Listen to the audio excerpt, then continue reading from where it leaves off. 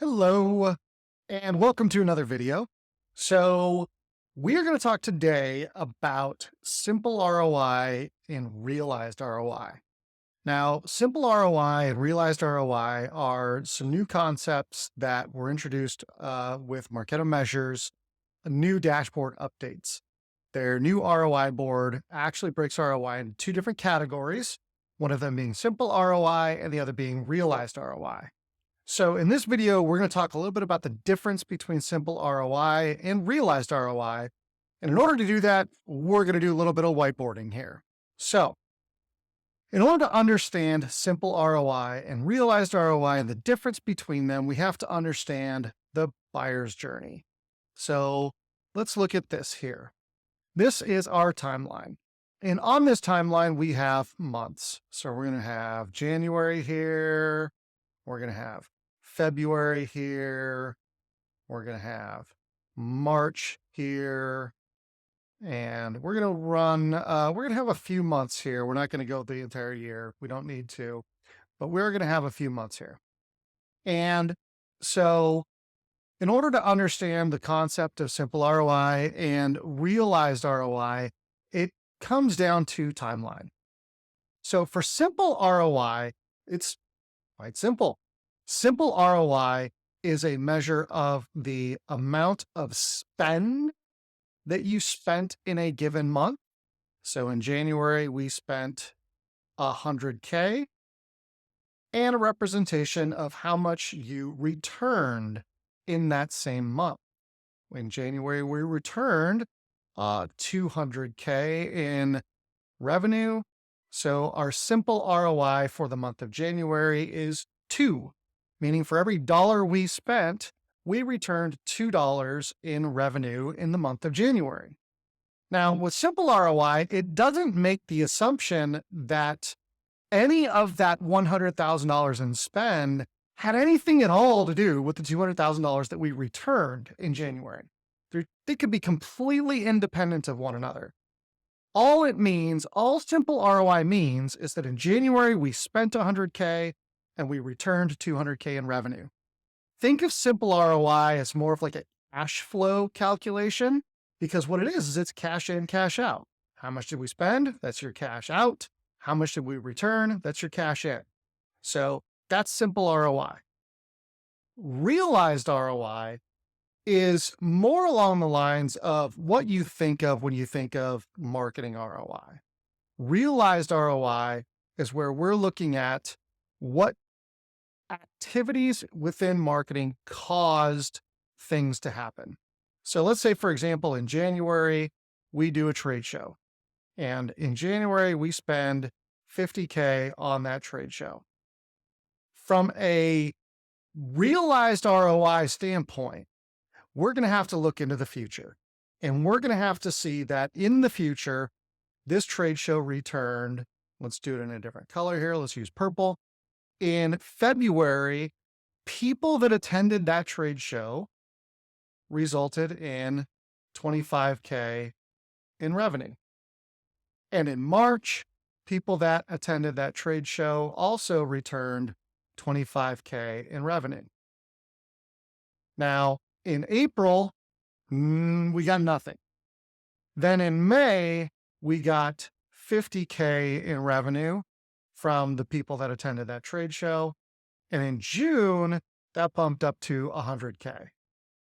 So now what you're looking at from a realized ROI standpoint, that trade show realized $25K here, $25K here, $50K here, and $100K here, which is a grand total of $200K, which means that from a realized ROI standpoint, this particular trade show realized an ROI of 4, meaning for every dollar we spent on the trade show, we returned $4 in realized ROI.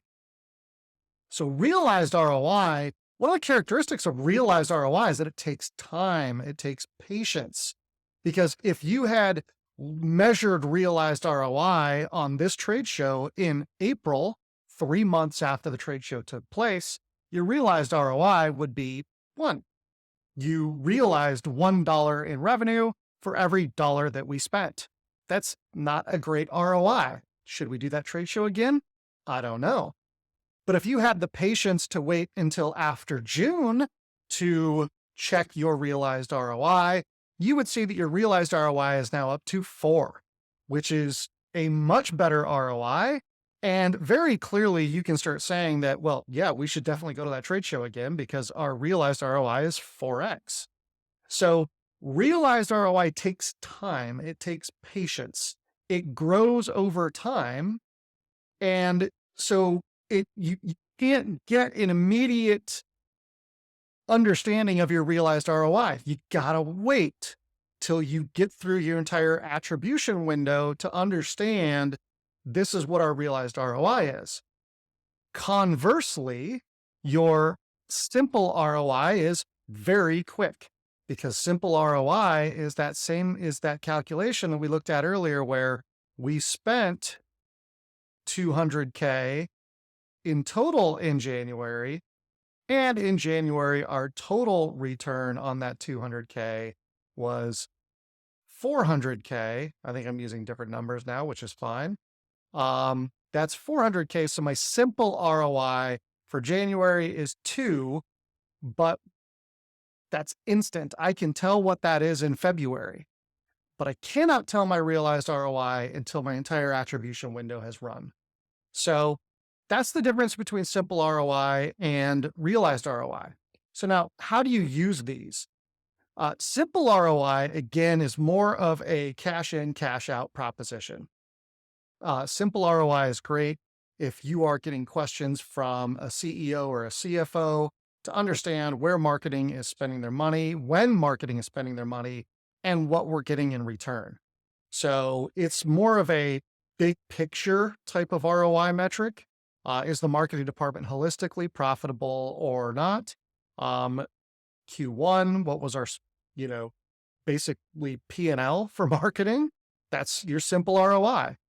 Realized ROI is where you want to get really, really granular and look at individual campaigns, individual events, individual channels, and understand over time how they are people that specifically engaged with that campaign or channel.